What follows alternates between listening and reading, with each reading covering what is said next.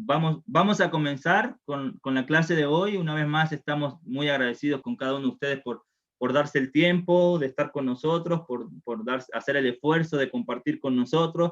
Recuerden que el único propósito que tiene estas clases es poder ayudarnos y darnos herramientas para que podamos tener una mejor comprensión, un mejor entendimiento en nuestro desarrollo espiritual y nuestros estudios bíblicos personales. La intención de estos sábados de metodología de estudio bíblico, el único interés que tenemos es que podamos tener herramientas en cuanto a nuestros propios estudios personales. Recuerden que si no entendemos lo que estudiamos, vamos a darle una mala aplicación primeramente en nuestras vidas, y si lo enseñamos probablemente corremos el riesgo de enseñar algo. Bien, corremos el riesgo de enseñar algo de manera incorrecta. Vamos entonces a comenzar.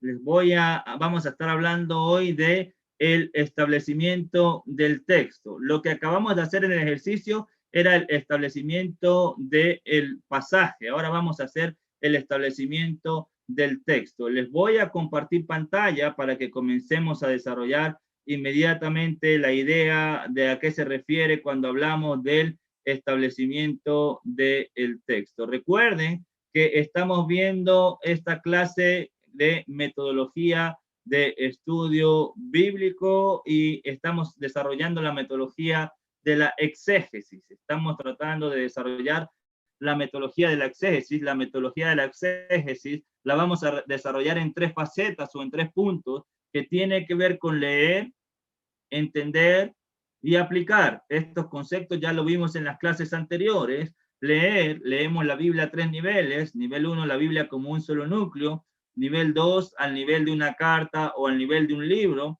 Nivel 3, al nivel de un pasaje. ¿Por qué a estos 3 niveles?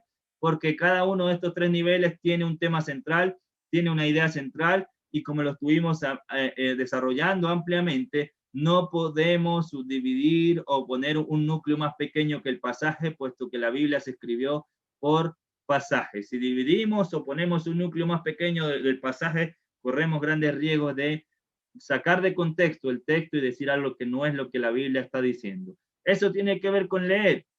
La segunda faceta tiene que ver con entender, que es lo que nosotros estamos desarrollando ahora, que tiene que ver con el entender. El entender lo vamos a ver en 4 puntos. Ya vimos los 2 primeros. El primero, establecer los límites, en este caso los límites del texto, dónde comienza y dónde termina.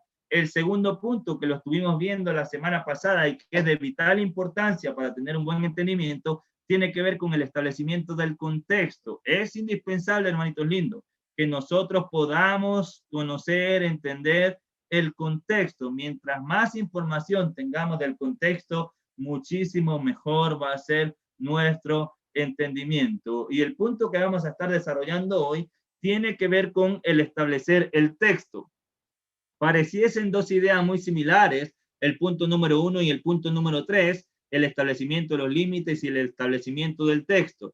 El establecimiento de los límites es solamente poder identificar, poder comprender dónde comienza y dónde termina cada pasaje, porque de esa manera vamos a tener la estructura de lo que vamos a estudiar. Y el establecimiento del texto tiene que ver ya con aplicar la exégesis al texto mismo.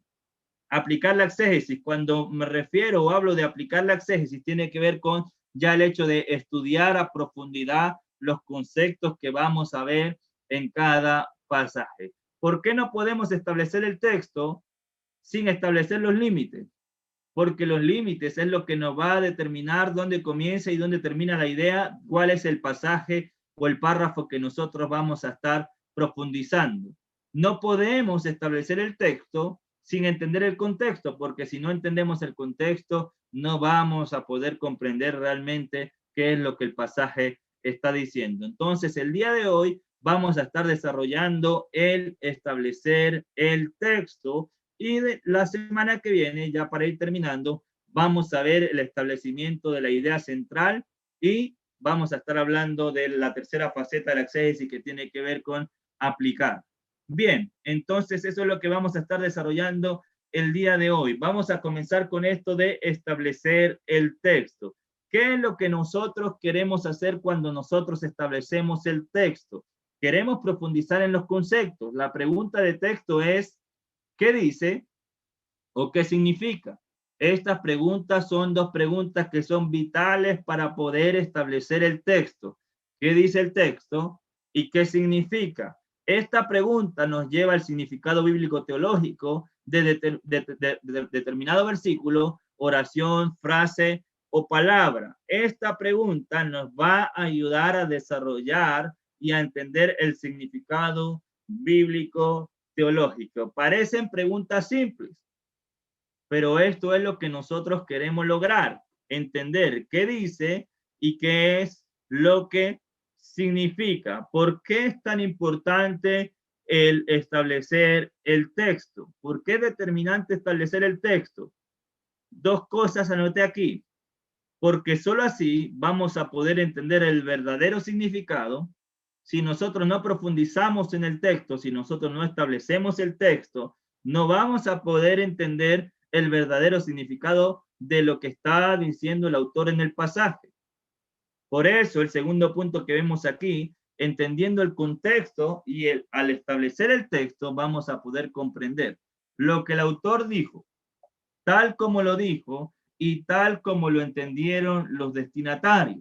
Acuérdense que la semana pasada, la clase anterior, estuvimos hablando de establecer el contexto. Lo primero que un estudiante de la Biblia, un estudiante serio, tiene que hacer cuando estudia la escritura es entender qué dice el texto, qué significa el texto y qué fue lo que el autor le quiso decir a los destinatarios. Primero lo entendemos en el contexto en el que fue escrito. Después lo aplicamos a nuestras vidas. Entonces el ejercicio serio, el estudiante serio, lo primero que debe hacer es entender el texto en el contexto en el que se escribió. Después lo vamos a trasladar y aplicar a nuestras vidas, pero entendiendo qué fue lo que el autor dijo, qué fue lo que el autor quiso decirle y qué fue lo que entendieron los destinatarios. Entonces, ¿por qué es importante establecer el texto? Porque solamente estableciendo el texto vamos a poder comprender el verdadero significado del texto. Bien, en establecer el texto hacemos exégesis, que es lo que hemos estado hablando durante todas estas semanas. Apenas hemos estado viendo herramientas de qué es importante o qué puntos considerar cuando nosotros estudiamos la Biblia, pero cuando nosotros establecemos el texto como tal, que ya lo hemos determinado, dónde comienza, dónde termina y comenzamos a profundizar en él, ahí realmente comenzamos a hacer exégesis. ¿Por qué? Porque cuando nosotros establecemos el texto, vamos a ir vamos extrayendo el significado bíblico teológico del versículo o del pasaje. En exégesis, lo que nosotros vamos a determinar es qué dice y qué significa. Hay algo que es importante y que nosotros no podemos dejar a un lado. Hay algo que es importante y que nosotros no podemos dejar a un lado. Algo que le dije en la primera y la segunda clase, que tiene que ver con el significado de la exégesis. ¿Qué es lo que significa la exégesis? La exégesis bíblica es el proceso de entendimiento que hacemos de cualquier lectura, en nuestro caso, de un texto bíblico. La palabra exégesis viene de la palabra griega exegetai, que quiere decir guiar hacia fuera. La palabra exégesis está compuesta, como se los había dicho antes, y está compuesta por dos cosas o dos frases. La primera, ex, que es hacia afuera, y la segunda, exegetai, que significa guiar o dirigir. Entonces, ¿cuál es el ejercicio? Cuando nosotros establecemos el texto, nosotros vamos a aplicar la exégesis. ¿Por qué? Porque nos vamos a meter en lo profundo del pasaje, nos vamos a meter en lo profundo del texto y vamos a extraer las ideas guiándolas hacia afuera. Eso es lo que vamos a hacer.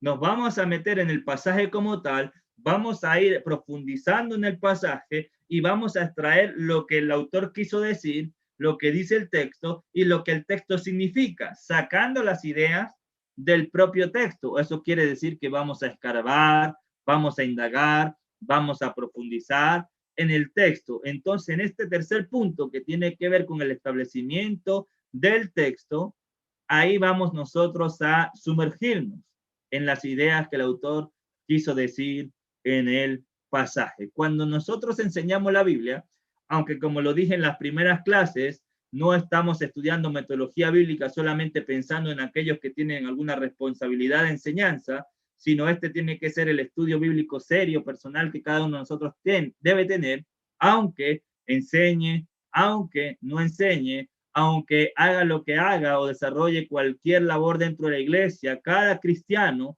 debe desarrollar una buena metodología de estudio. Ahora, hablando un poco de la enseñanza, cuando nosotros enseñamos la escritura, lo más recomendable es que nosotros podamos establecer los límites del pasaje, podamos establecer el contexto y nos quedemos en un solo pasaje sacando todas las ideas y profundizando en todas las ideas que el pasaje mismo dice.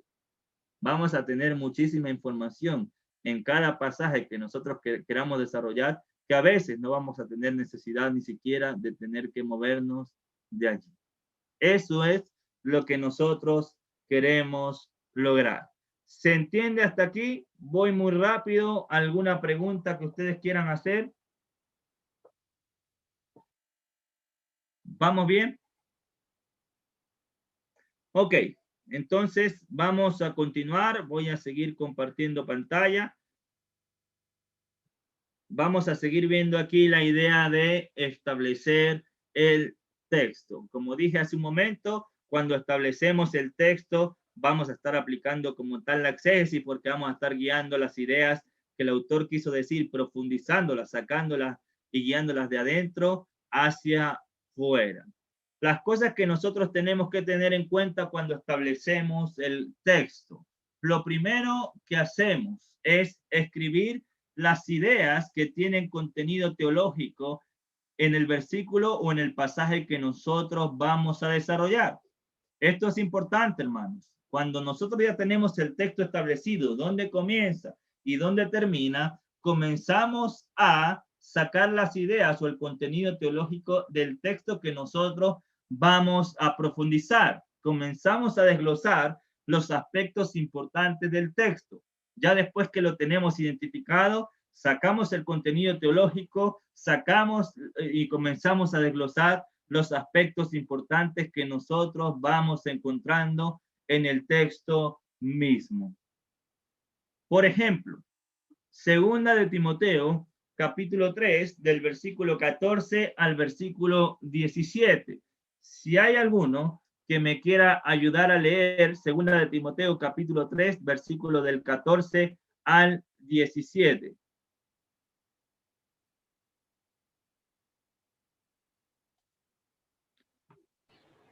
Segunda de Timoteo 3, 14 al 17. Pero tú debes permanecer fiel a las cosas que se te han enseñado. Sabes que son verdad porque sabes que puedes confiar en quienes te las enseñaron. Desde la niñez se te han enseñado las sagradas escrituras, las cuales te han dado la sabiduría para recibir la salvación que viene por confiar en Cristo Jesús. Toda la escritura es inspirada por Dios y es útil para enseñarnos lo que es verdad y para hacernos ver lo que está mal en nuestra vida. Nos corrige cuando estamos equivocados y nos enseña a hacer lo correcto. Dios la usa para preparar y capacitar a su pueblo para que haga toda buena obra. Muy bien. ¿Alguien tiene la Reina Valera?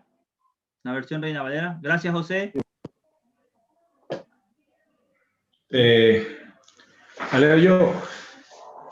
Pero persiste tú en lo que has aprendido y te persuadiste, sabiendo de quién has aprendido y desde la niñez, y que desde la niñez has sabido las sagradas escrituras, las cuales te pueden hacer sabio para salvación por la fe que es en Cristo Jesús. Toda la escritura es inspirada por Dios y útil para enseñar, para redarguir, para corregir, para instruir en justicia, a fin de que el hombre de Dios sea perfecto, enteramente preparado para toda buena obra. Muy bien. ¿Qué es lo que vemos ahí? Desde el versículo 14 hasta el versículo 17, nosotros vamos a encontrar este pasaje. ¿Y qué fue lo que ustedes hicieron en este momento? Leyeron el pasaje, ¿cierto? Eso quiere decir que mi hermano Raúl y mi hermano Alfredo dijeron lo que el texto dice, lo leyeron. Pero, ¿qué es lo que nosotros queremos determinar o buscar? No solamente qué es lo que dice el texto, sino qué es lo que el texto o cuál es el significado del texto. Entonces, ¿cuál es el desarrollo de lo que nosotros queremos hacer cuando establecemos el texto? Ya vimos dónde comienza, ya vimos dónde termina, decimos lo que el texto dice, pero ahora tenemos que ver qué es lo que el texto significa. Para eso es estas herramientas que nosotros estamos tratando de ver en este momento, las que les decía hace un instante, que tiene que ver con el sacar el contenido teológico, ir escribiendo las ideas que tienen contenido teológico, e ir desglosando los aspectos importantes del texto. Por ejemplo, podemos hacer este ejercicio con cualquier pasaje o versículo que deseemos enseñar o estudiar, como por ejemplo, segunda de Timoteo, lo que estamos viendo, pero vamos a concentrarnos en el versículo 16, y versículo 17. El pasaje no comienza ahí, pero vamos a concentrarnos en este momento ahí para no hacerlo tan extenso, solamente el ejercicio de poner como ejemplo. De estos dos versículos vamos a separar las ideas que tienen contenido teológico y luego las desarrollaremos por separado. Si hacemos eso, nos quedaría de la siguiente manera. Lo que nosotros encontramos en el versículo 16, que es muy, pero muy importante, es que la Biblia o la escritura tiene dos cualidades. Número uno, la palabra de Dios o la escritura es inspirada por Dios. Y la segunda característica que tiene la escritura, ahí según el versículo 16, es que es útil. Entonces, la estructura del pasaje o de este versículo, mejor dicho, porque como dije y repito, el pasaje no comienza ahí, pero vamos a hacer el ejercicio puntualmente ahí, quedaría la estructura de esta manera. La palabra de Dios o la escritura es inspirada por Dios y es útil. Son las dos características que tiene la escritura. Útil para todas estas cosas que vamos a desarrollar aquí, que vemos como punto 2.1, 2.2, aquí me equivoqué, 2.3. ¿Cuáles son estos puntos? ¿Y por qué son subpuntos? Porque las dos cosas primeras que vemos es que es útil y que es inspirada por Dios. ¿Pero útil para qué? Útil para, punto número 1, enseñar. Punto número 2, redarguir. Punto número 3, para corregir. Punto número 4, para instruir en justicia. Punto número 5, o el resultado, este vendría siendo el resultado, a fin de que el hombre de Dios sea perfecto y enteramente preparado para toda buena obra. Esa sería la estructura, como nos quedaría la estructura si nosotros establecemos, en este caso, el texto. Ahora, ¿qué es lo que nosotros hacemos cuando hacemos exégesis? Comenzamos a desarrollar cada aspecto, cada punto teológico del texto. Toda escritura es inspirada por Dios. Vamos a desarrollar qué significa el hecho de que sea inspirado por Dios. ¿Cuál es el significado de la palabra inspirado? Y ahí vamos a profundizar. Entonces ahí ya vamos a entender qué significa, qué quiso decir el apóstol Pablo cuando dijo que la escritura es inspirada por Dios. Por ejemplo, cuando habla de inspirada, tiene que ver de un soplo, algo que sale de adentro. Entonces, la palabra inspirada tiene que ver con la idea de que la escritura salió de adentro del mismo Dios. Es como un soplo que salió de adentro de Dios. Lo que nosotros encontramos en la escritura es algo que no salió de ningún hombre, sino que salió directamente de Dios. Y podríamos desarrollar una clase solamente de él para enseñar, una clase de qué significa redarguir. La palabra redarguir tiene que ver con que nos muestra lo que nosotros no estamos haciendo correctamente. Y luego que nosotros tenemos esta estructura, no vamos a ver todos estos puntos hoy porque nos llevaría mucho tiempo, pero luego que nosotros tenemos esta estructura, ahí nosotros vamos a profundizar en cada concepto, enseñar, y podemos desglosar una clase o bastante tiempo de enseñar. Después podemos desarrollar el redarguir, cuántas veces se usa en la palabra redarguir, dónde más se usa en el Nuevo Testamento, qué significa redarguir, qué es lo que Dios quiere decir cuando habla de redarguir, entendiendo que no es una palabra que nosotros usemos comúnmente. Después podemos hablar del corregir, pero todo esto se basa en la estructura que nosotros hacemos cuando establecemos el texto. Después el resultado final, a fin de que el hombre de Dios sea enteramente preparado para toda buena obra. Si nosotros entendemos y establecemos el texto, miren este pequeño ejercicio que voy a hacer que no lo tenía contemplado, pero lo vamos a hacer.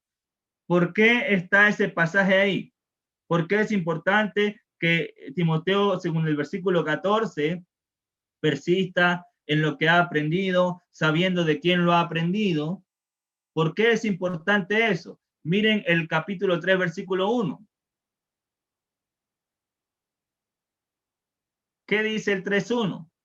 También debes saber esto, que en los postreros días vendrán tiempos peligrosos, porque habrán hombres amadores de sí mismos, avaros, vanagloriosos, soberbios, blasfemos, desobedientes a los padres, ingratos, impíos, sin afecto natural, implacables, calumniadores, intemperantes, crueles, aborrecedores de lo bueno, traidores, impetuosos, infatuos, amadores de los deleites más que de Dios, que tendrán apariencia de piedad, pero negarán la eficacia de ella. A estos evita.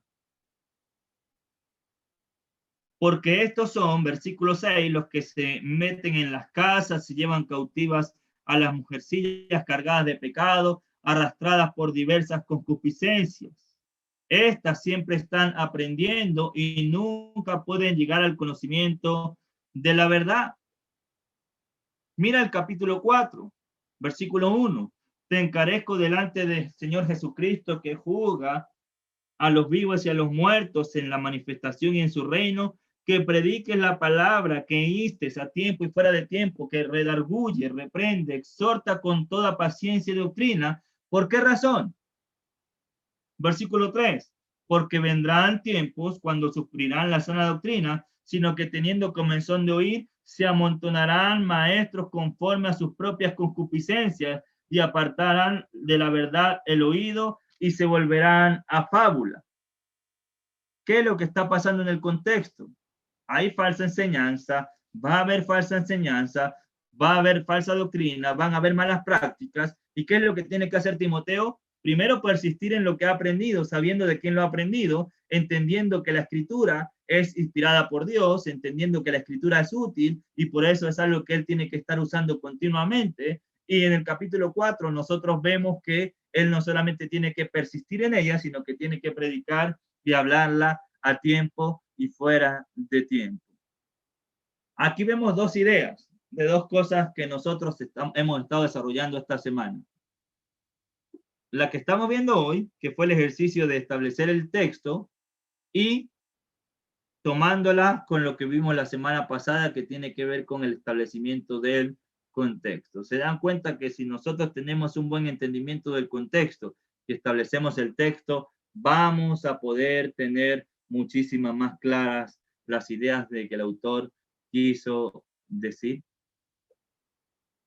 Mi hermanita Noelia dice inspirada, tiene que ver con una respiración, con el soplo, con el aliento. ¿Se entendió? ¿Preguntas? ¿No? ¿Seguros? Respuesta definitiva. Todas estas cosas después tenemos que editarla, estos comentarios que hago son de chiste. Vamos, continuemos. Entonces, si no hay preguntas. Vamos a seguir compartiendo pantalla. Entonces, esta es la estructura, cómo nos quedaría en este caso los versículos que vamos a estar desarrollando cuando nosotros establecemos el texto. Bien, vamos a continuar. Otro punto importante en cuanto al establecer el texto. Después de enumerar las ideas con contenido teológico que el versículo tiene, procedemos a hacer exégesis de estas ideas, que fue lo que dije hace un momento. Después de que nosotros hacemos la estructura, después de que nosotros vemos que es útil, después de que nosotros vemos que es inspirada por Dios, que enseña, que redarguye, que instruye, todas esas cosas, después que hacemos la estructura, procedemos a hacer exégesis de cada una de esas ideas, o sea, comenzamos a profundizar en cada una de ellas. Comenzamos a desarrollar y a profundizar en cada idea del contenido que hemos estado estructurando en el pasaje que vamos a desarrollar. Otra cosa importante, cuando nosotros establecemos el texto, establecer cuáles son las palabras del texto. Esto es importante, quizás no se entiende a primera. Establecer cuáles son las palabras del texto.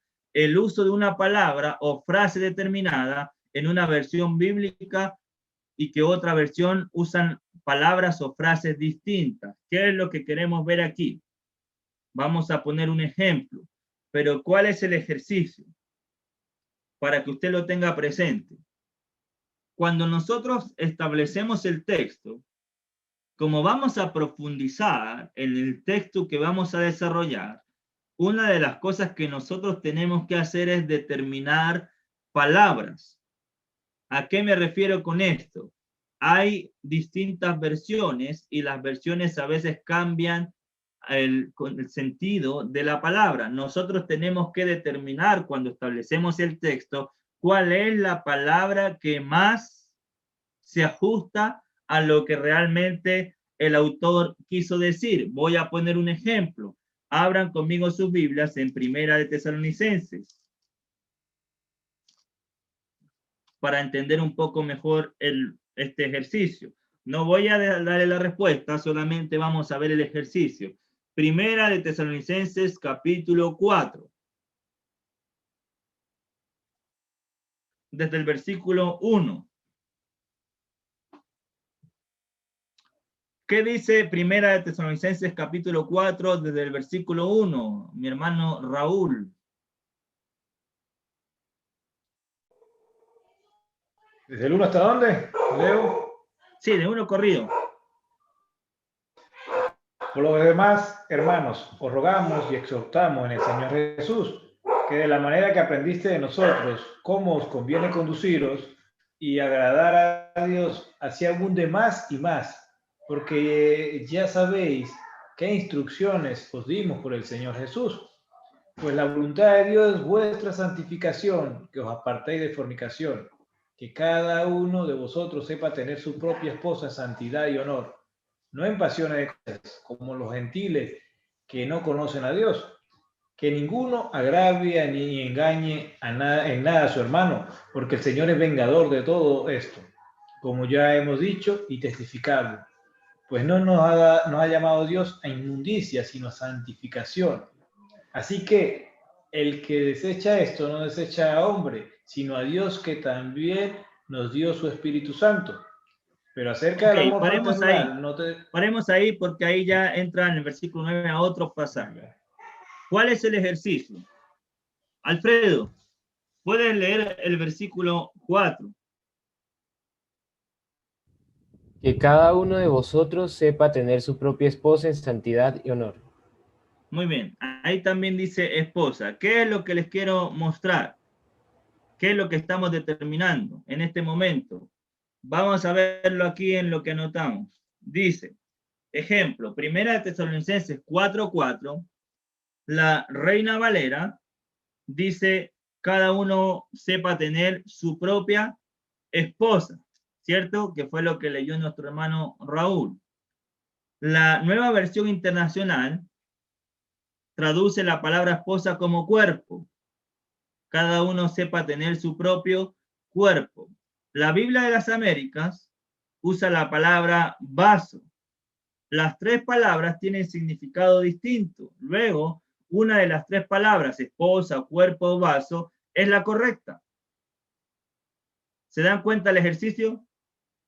No sé si alguien tiene una de estas versiones que he mencionado, pero La Nueva Versión Internacional traduce como cuerpo, la palabra esposa. La de las Américas la traduce como vaso. Entonces, cuando nosotros nos encontramos con esto, debemos, como buenos estudiantes de la Biblia, determinar cuál es la palabra correcta, cuál es la que se acerca más al sentido de lo que el autor quiso decir. ¿Es esposa? ¿Es cuerpo? ¿Es vaso? Porque entre esposa y cuerpo hay mucha diferencia. Entonces, cuando nosotros establecemos el texto, lo que vamos a hacer es a profundizar en cada palabra para determinar también cuál es el verdadero significado de cada palabra. Y esto es importante, hermano, porque cambia total el sentido si nosotros leemos en la Nueva Versión Internacional, por ejemplo, cada uno de vosotros sepa tener su propio cuerpo en santidad y honor.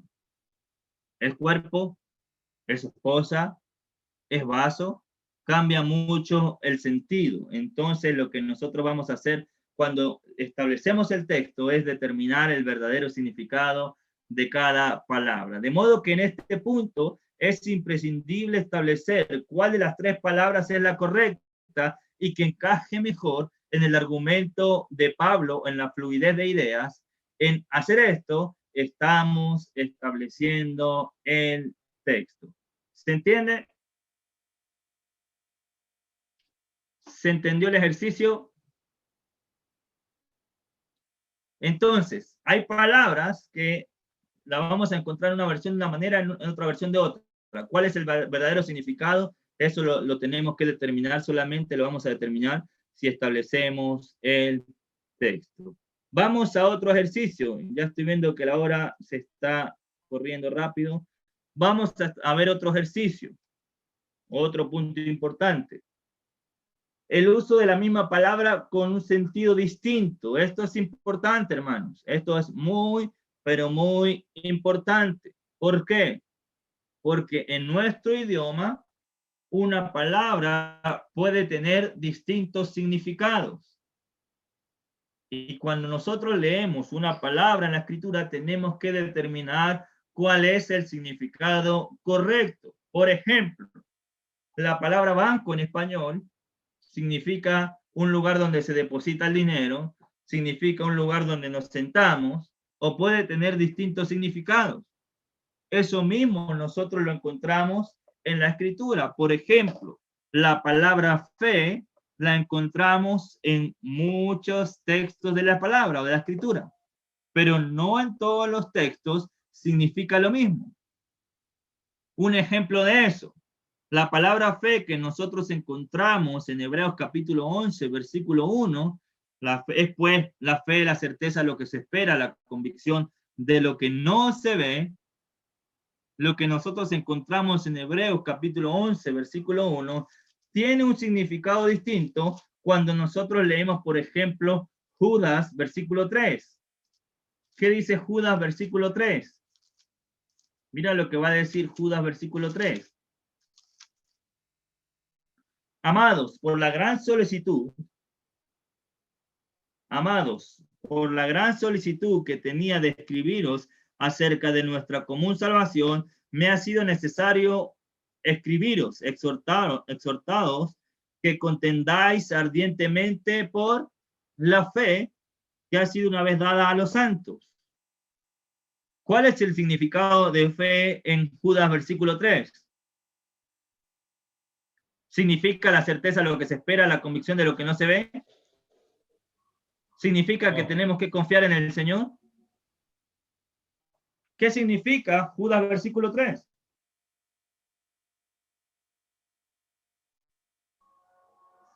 Harold dice la enseñanza. Tiene que ver con la enseñanza, tiene que ver con la doctrina. Entonces, ¿cuál es el punto de lo que nosotros queremos determinar? ¿Cuál es el punto de lo que queremos determinar? Que no siempre la palabra tiene el mismo significado. ¿Cómo vamos a poder comprender el verdadero significado de cada palabra? Estableciendo el texto. Si no establecemos el texto, Vamos a correr muchísimos, pero muchísimos riesgos de decir un ejemplo en Judas versículo 3, que tenemos que tener fe y confiar en el Señor. Eso no es lo que Judas está diciendo. ¿Se dan cuenta los riesgos que corremos si no aplicamos una buena metodología de estudio? Si usted agarra la concordancia y busca la palabra fe y va a dar una clase de fe y lee todos los versículos que la concordancia hable de fe, usted puede estar utilizando un texto que no es lo que la Biblia está diciendo. Por eso las herramientas que estamos desarrollando. Otro ejemplo, un muy buen ejemplo. Vamos a ver otro ejemplo. Abran sus Biblias conmigo en Juan, Evangelio de Juan.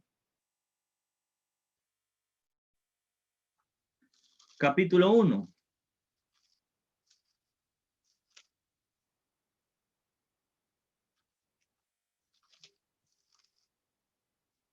Evangelio de Juan, capítulo 1, versículo 9 y versículo 10.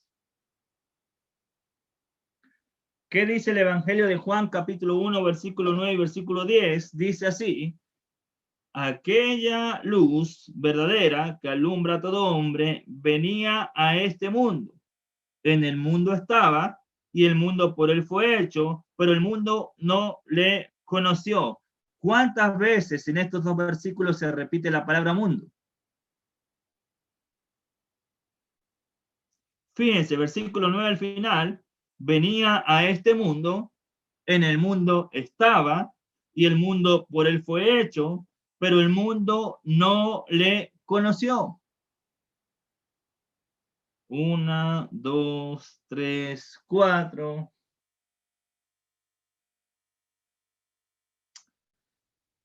Una pregunta. ¿Solamente en estos versículos significa lo mismo? No tiene el mismo significado, ¿verdad? Entonces, eso es lo que yo les quiero, lo que queremos mostrarles. El ejercicio de lo importante que es establecer el texto. Porque solamente de esa manera vamos a determinar cuál es el significado de la palabra mundo, por ejemplo, en el versículo 9 y el versículo 10. El mundo por él fue hecho. ¿A qué mundo se refiere? Cuando termina el versículo 10, pero el mundo no le conoció. Tengo por aquí algo, ahora que se me vino a la mente, que hizo mi hermano Pedro esta semana. Vamos a ver si lo encuentro, para ver si se los puedo compartir. Aquí está.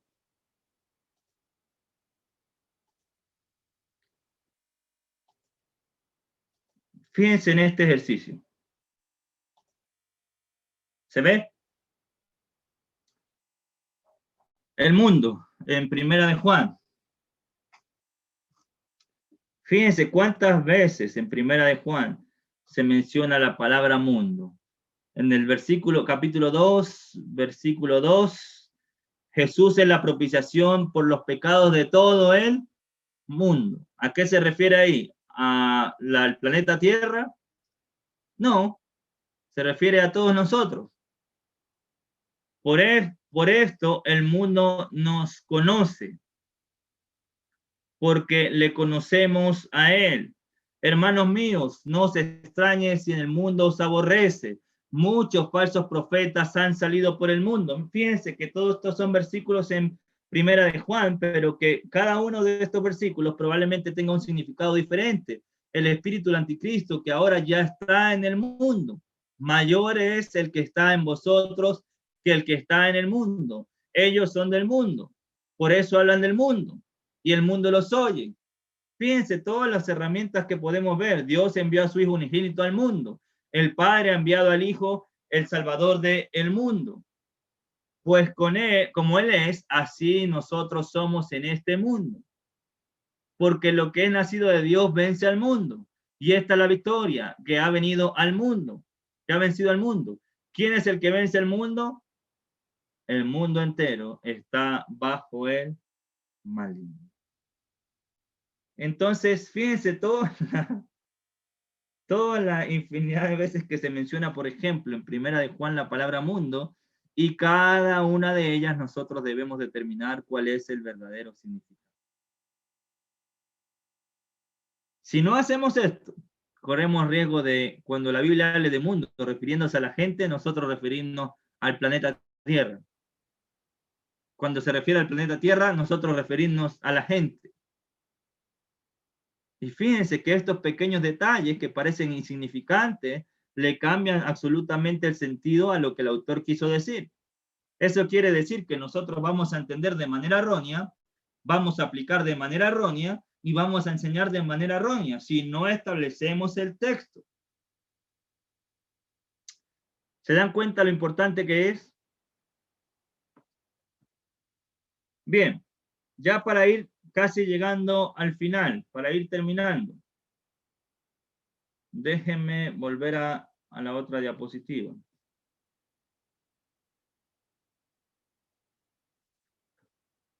Vamos acercándonos al final.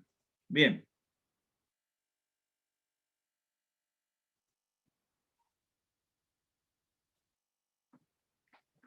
Ya vimos el ejercicio de la palabra fe y la palabra mundo. No vamos a hacer el de obras porque es prácticamente igual. Solamente es para que ustedes sean conscientes de que debemos determinar el significado correcto de cada palabra cuando establecemos el texto. Otra cosa a tener en cuenta, el establecer el entendimiento de la palabra determinada. Algo que nos puede ayudar o cómo podemos establecer realmente el significado de la palabra tiene que ver con el entendimiento que da el mismo texto. Por ejemplo, la palabra simiente se usa varias veces en el Nuevo Testamento, pero no siempre se usa para lo mismo, al igual que la palabra mundo, al igual que la palabra fe. Pero, por ejemplo, en Gálatas capítulo 3, versículo 16, en Gálatas capítulo 3, versículo 16, la palabra simiente, el mismo Gálatas 3, versículo 16, nos va a decir el significado, o a qué se refiere. Ahora bien, a Abraham fueron hechas las promesas y a su simiente. No dice a las simientes, como si hablase de muchas, sino como de una, y a tu simiente, la cual es Cristo. Entonces, el mismo texto nos está diciendo cuál es el significado de la palabra simiente, o a qué se refiere. En este caso se refiere a Cristo. Si nosotros vemos otros versículos que hablen de simiente en el Nuevo Testamento, probablemente no se está refiriendo a Cristo, sino se está refiriendo a otra cosa. Entonces, ¿qué es lo que va a determinar en este caso el significado de la palabra simiente? Lo va a dar el mismo texto. El mismo texto nos va a dar el entendimiento correcto de la palabra. Otro ejemplo, cuando el entendimiento lo da el contexto. Hay palabras, hermanitos, que nosotros tenemos que determinar su significado en base al contexto. Por ejemplo, Primera de Timoteo capítulo 2. Primera de Timoteo capítulo 2.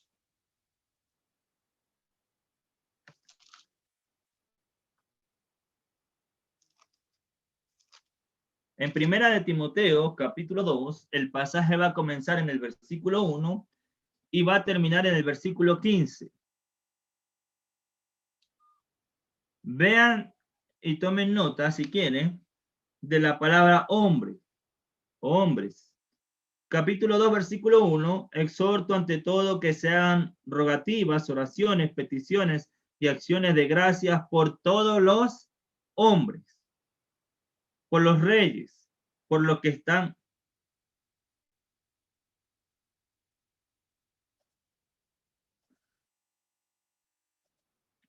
Ya, ok, dice por los reyes y por todos los que están en eminencia, para que vivan quieta y reposadamente en toda piedad y honestidad. Versículo 3, porque esto es bueno y agradable delante de Dios nuestro Salvador, el cual quiere que todos los hombres sean salvos y vengan al conocimiento de la verdad. La palabra hombre del versículo 4 se está refiriendo a género masculino. Dios quiere que solamente los hombres se salven. Al mundo, ¿cierto? Ok. Porque hay un solo Dios y un solo mediador entre Dios y los hombres. Jesucristo, hombre. El cual se dio a sí mismo en rescate por todos, de lo cual se dio testimonio a su debido tiempo. Para esto yo fui constituido predicador y apóstol, digo verdad en Cristo, no miento, y maestro de los gentiles en fe y en verdad. Versículo 8. Quiero pues que los hombres oren en todo lugar, levantando manos altas sin ira ni contienda. ¿A qué hombre se refiere en el versículo 8? ¿A la humanidad o al género masculino? Eso es una pregunta para ustedes. Me pueden responder en el chat si no, o si quieren activar los micrófonos, está bien. Patricia Suárez dice a la humanidad. ¿Quién más dicen los demás? Raúl parece que decía a la humanidad también. Sí, estoy de acuerdo con la hermana, con la humanidad para mí. ¿Puedo Ok. hacer un comentario? En la NBI, del 1 al 3, no sale nunca la palabra hombre. Ok. Ese es el trabajo que nosotros tenemos que hacer de determinar el texto, establecer el texto. Tendríamos que buscar herramientas para ver por qué la NBI no lo usa. Eso tiene que ver con el ejercicio del establecimiento del texto. Muy bien, Fernandita. No lo voy a explicar ahora porque ese es el ejercicio. Nosotros tenemos que determinar el texto, indagar, profundizar, escarbar en cada pasaje que nosotros queramos estudiar. Ahora, Yo creo que Raúl sí dijo es de hombres. hombres de varones. Ok, Alfredo dice varones. Raúl dijo humanidad. Patricia dice humanidad. Están divididas las apuestas. Regio, juégatela por uno. Ya, disculpa, yo más que todo humanidad diría la congregación. Todo, Ok. en total. Noelia dice género masculino. Yo pienso que está hablando de hombre, género masculino, y como dijo el hermano, en este caso, como hombres, personas que creyentes. Ok. Bien. Vamos a hacer el ejercicio. Regio dice humanidad. Bien. El primer punto, antes de hablar del tema de la congregación, que el pasaje se está desarrollando en un contexto que tiene que ver cuando la iglesia se reúne.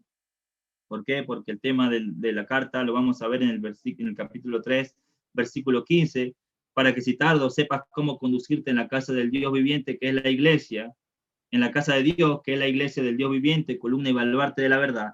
Entonces es una referencia cuando la iglesia también se reúne.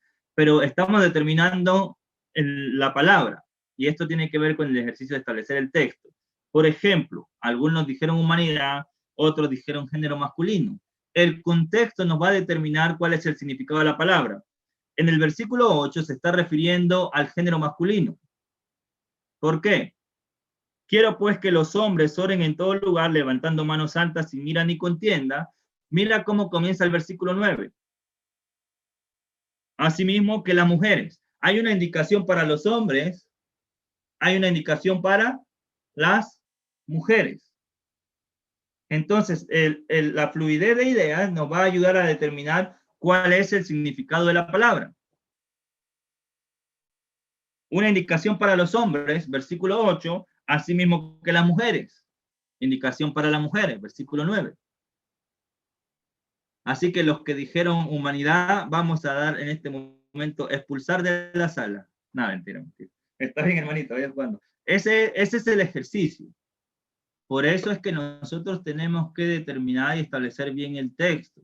Todas estas herramientas nos ayudan a poder visualizar de una mejor manera el pasaje, para entenderlo bien, para aplicarlo bien en mi vida y para enseñarlo bien a otros. ¿Se entiende el ejercicio entonces? Bien. Ya otra cosa sería usar otras herramientas como por ejemplo, yo no sé nada de griego, no estudié griego ni nada por el estilo, pero sí hay herramientas que nos ayudan a determinar si una palabra es igual a otra. Por ejemplo, en Santiago capítulo 5, para ir terminando, habla mucho acerca de la paciencia, en el capítulo 5 de Santiago, pero se menciona 4 o 5 veces. 2 de ellas es una palabra y 3 es una palabra diferente. Entonces, cuando nosotros vemos esa diferencia, podemos determinar, no se está refiriendo a lo mismo. Entonces vamos a buscar cuál es el significado de esta palabra en griego, aunque no sepamos, o buscar información, a ver a qué se refiere, y cuál es el significado o la diferencia con la otra. Porque cuando nosotros la leemos pareciese referirse a lo mismo. Eso es establecer el texto. En resumidas cuentas, el establecer el texto tiene que ver con, luego que tenemos los límites, dónde comienza y dónde termina, profundizar, indagar, escudriñar, comenzando con sacar del pasaje las ideas o las frases que tengan contenido teológico, sacar del pasaje las ideas más importantes y desarrollarlas de manera individual, comprender el significado real de cada palabra, entendiendo que no siempre la palabra tiene el mismo significado.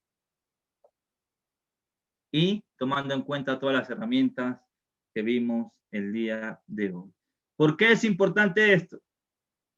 Si no profundizamos en el texto, si no establecemos el texto, hermanito, vamos a decir lo que el texto dice, pero no vamos a poder entender qué es lo que realmente significa.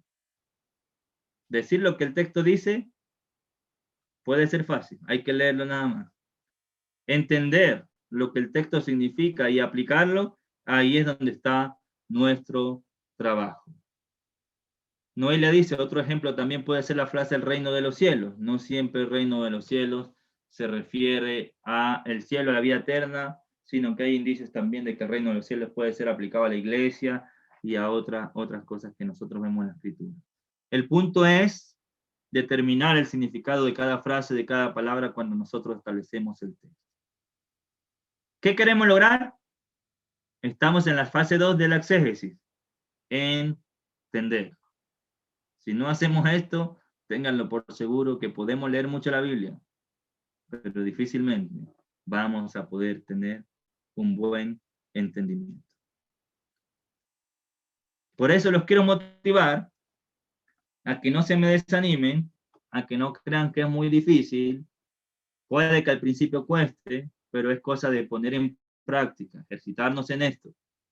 Nuestro único deseo es poder ayudar a que juntos tengamos un mejor entendimiento de la Escritura. Les aseguro que si tenemos un buen entendimiento de la Escritura, vamos a correr menos riesgo de torcer, de dañar o de decir algo que la Biblia no dice. A veces, hermanitos lindos, sin querer juzgar a nadie, ni querer juzgar ninguna metodología de estudio que se utilice, porque todas son valiosas. A veces me da mucha tristeza ver cómo se practica cosas, se impone cosas, se fuerza a hacer cosas, que no es lo que la Biblia está diciendo.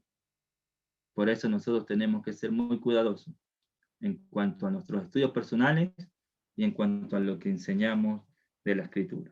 Primero, pensar en nosotros, como lo he hecho énfasis. Esto es para nosotros, para entender nosotros, para aplicar nosotros, para vivir conforme a lo que Dios quiere en nosotros. Después pensemos en enseñárselo a otros. Preguntas finales, comentarios finales. Yo quería dar un comentario con respecto al tema de comparar palabras. Digamos que a veces lo que hago es como, pues la aplicación esa de la Biblia, no sé, la del celular, pues ahí tiene una opción que si tú le das al versículo, tú le puedes dar a comparar y te lo compara con varias versiones que tú pongas y pues con respecto a este ejercicio que hicimos, pues yo hice lo mismo, o sea, seleccioné el versículo, le di a comparar y pues en todas las versiones que me mostraba, pues decía varón, varón, hombre, hombre, hombre, hombre, y así. Y pues lo comparé con otra, con la que habíamos visto al principio, que era hombres, en donde se refería pues en general a personas y cambiaba la palabra hombres por todos. O sea, todos, queremos que todos, todos, todos, todos, y así, pues. Es como una estrategia también que creo que puede servir. Sí, son herramientas que nosotros tenemos que considerar y siempre el hecho es buscar el real significado de la palabra. Por eso tratamos también de buscar herramientas que nos ayuden a ir al cómo se escribió originalmente, aunque como dije, no seamos expertos en griego ni nada por el estilo, pero sí por lo menos nos ayuda a entender, parece que estas palabras no son iguales porque se escriben diferentes. Entonces, si son diferentes, debe ser porque tienen un sentido distinto. Ya cuando esa duda entra, empezamos a profundizar entonces en cuál es el sentido real de la palabra que estamos considerando. Bien, ¿alguna otra pregunta, algún otro comentario? Nos quedaría una clase que sería la otra semana, y con esto terminaríamos la metodología de estudio. La próxima semana vamos a ver el punto 4 del entender, que tiene que ver con el establecimiento del tema central. Es algo muy similar a lo que hicimos con el ejercicio del nivel 2 al nivel de la carta, que identificamos el tema central. Vamos a hacerlo al nivel del pasaje, identificar el tema central del pasaje, y vamos a hablar de la tercera faceta del exégesis, que es el aplicar. Luego que nosotros entendemos, en el contexto que se escribió, a quiénes se le escribió, y todo lo que hemos estado desarrollando, vamos a ir a la aplicación a nuestras vidas. Tiene que ver con el aplicar. Eso vamos a hacer la semana que viene, y vamos a darle fin al taller de metodología de estudio bíblico. Si ustedes desean, mi intención, no están obligados, mi intención es a que podamos pasar a la práctica. Eso quiere decir que tomemos una carta del Nuevo Testamento y comencemos a estudiarla entre nosotros utilizando todas estas herramientas. Empezando de cero. Bueno, vamos a establecer los límites de cada pasaje número 1. Vamos a establecer el contexto. Vamos a establecer el texto. Vamos a estudiar cada pasaje que vamos a desarrollar. Probablemente nos demoremos mucho, pero es parte del ejercicio, si ustedes quieren hacerlo. Entonces, eso es lo que les propongo, que podamos, los que quieran, podamos continuar con el estudio de una carta. Aún no me decido qué carta, estoy pensando si podemos comenzar de cero Colosenses, porque en Hub, sé que algunos han escuchado, pero en Hub empecé el capítulo 3, que ni siquiera comencé realmente como se comienza a estudiar una carta. Yo fui a dar una clase y después de eso me dijeron, continúa. Ah, bueno, continué con el tema que estaba desarrollando, pero no hemos hecho este ejercicio bien ordenado y limpio. Podríamos hacerlo, o en Primera de Pedro, o en otra carta. Tarea para la otra semana. Vamos desfasados en la tarea, vamos atrasados. Vamos a poner como tarea el establecer el contexto de Filemón. Ya establecimos los pasajes. Ahora vamos a establecer el contexto de Filemón, que es una carta pequeña. El contexto tiene que ver con todo lo que dijimos la semana pasada. Autor, destinatario, fecha, y todas las cosas que ustedes vieron la semana pasada. Si alguien no se acuerda, vaya a YouTube y va al video y ahí va a recordar cuál era la herramienta para establecer el contexto. Bien, con eso estamos por hoy. ¿Alguna pregunta final, algún comentario final? Iba a hacer un comentario, pero pasó el de las tortillas, te creo. Ahorita con el pasaje del hombre, nos fuimos como al borras, así de lleno todos, porque quisimos tomar el contexto, pero nada más hacia atrás. Y el contexto no nada más era hacia atrás, también puede ser hacia adelante. Y allí fue donde donde muchos patinamos, hasta que chin, se nos fue. Pero eso que estás diciendo es importante, Regio. ¿Por qué? Porque acuérdense que antes de establecer el texto, que es lo que estamos haciendo de ver el significado de las palabras y de profundizar, antes de eso, nosotros hacemos el ejercicio de establecer el texto. Eso quiere decir que las ideas no terminan ahí, sino que van a terminar cuando cambie la idea, la fluidez de la idea. Entonces, cuando nosotros sabemos dónde empieza y dónde termina el texto, nosotros no vamos a estudiar la frase nada más, nosotros vamos a profundizar en el pasaje completo. Claro, el ejercicio fue de manera rápida, pero el contexto no siempre está determinado solamente por lo que dijo antes, sino por todo lo que está pasando en el pasaje y en el libro y en la carta. O sea que fue un buen ejercicio porque patinamos, porque pensamos que solamente lo determinaba lo que venía hablando atrás. Bien, buen comentario, Regio. Preguntas finales, comentarios finales. Son las 6:15 aquí, les agradezco enormemente el tiempo, la disposición.